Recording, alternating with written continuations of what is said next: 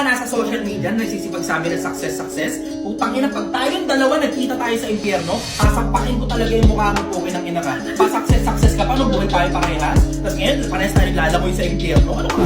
Ang buhay ng tao, hindi sa kasaganaan ng mga bagay na tinatangkilik niya.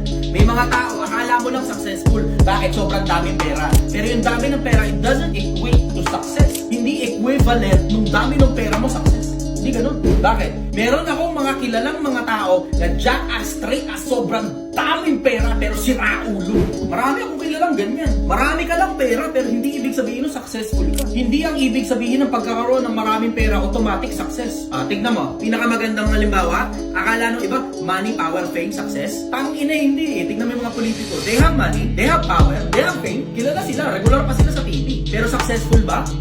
Sa definition nila, successful sila. Pero karamihan dyan sa mga politiko nila, maglalamoy sa impyerno eh. Alam mo, the sooner na sabihin mo sa sarili mong successful ka na, the sooner na wala ka na mararating. Hanggang dyan ka na lang.